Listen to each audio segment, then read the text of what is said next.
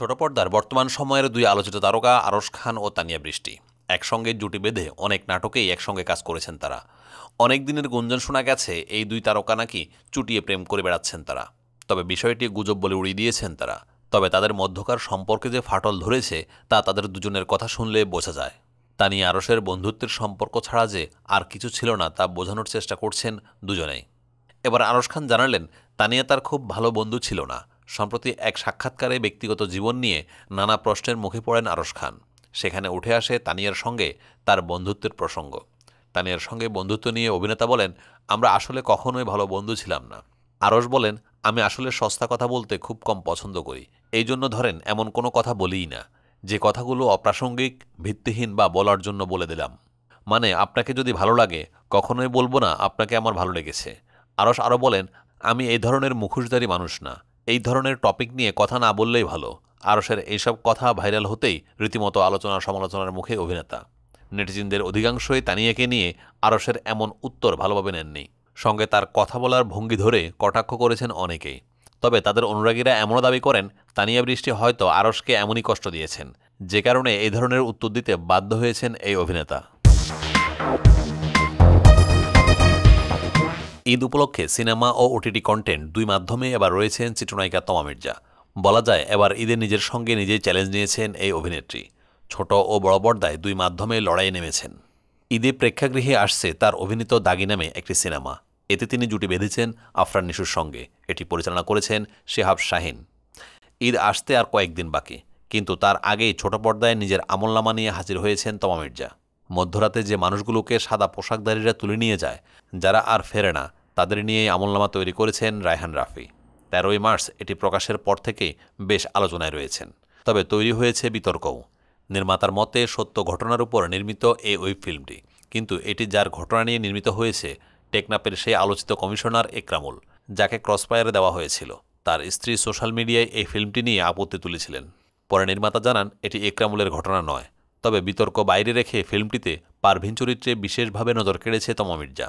হারিয়ে যাওয়া স্বামীর জন্য পারভিনরূপী তমার ছোটাছুটি ছিল খুব জীবন্ত, যা মন ছুঁয়েছে দর্শকের। এতে তমা অভিনয় করেছেন জনপ্রিয় অভিনেতা জাহিদ হাসানের বিপরীতে। এই প্রসঙ্গে অভিনেত্রী বলেন, কাজটি নিয়ে আগে আমরা অনেকবার বসেছি, পুরো স্ক্রিপ্ট বারবার পড়েছি, প্রতিটি চরিত্র কেমন হবে সব কিছু নিয়ে আলোচনা হয়েছে।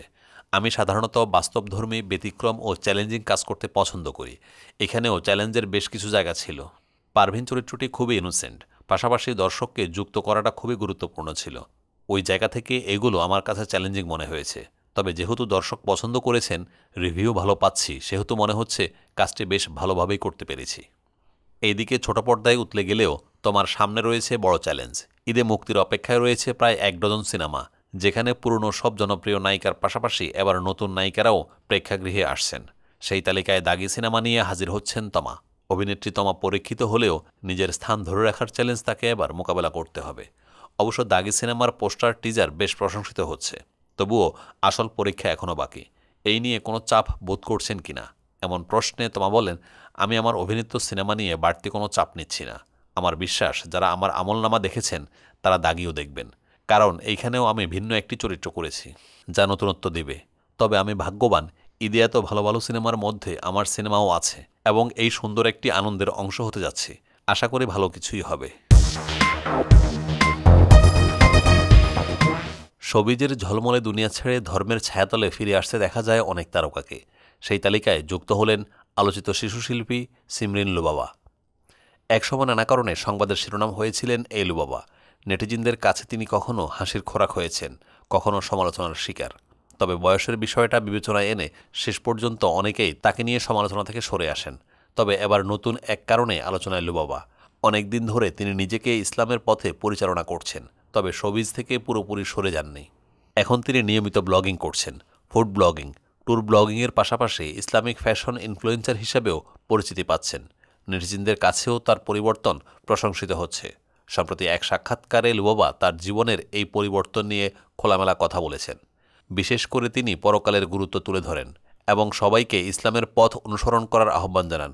লুবাবার ভাষায়, আশেপাশের মডার্নদের মতো ফলো করতে গেলে যেটা হয়, আমাদের আসল যে লক্ষ্য পরকাল, সেইটা আমরা ভুলে যাই।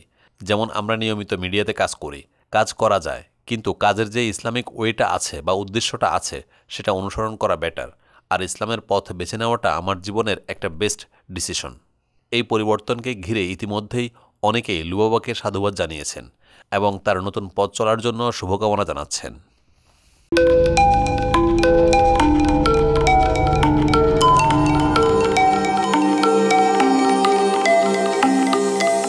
টেন টিভি, দেশ ও দশের কথা বলে।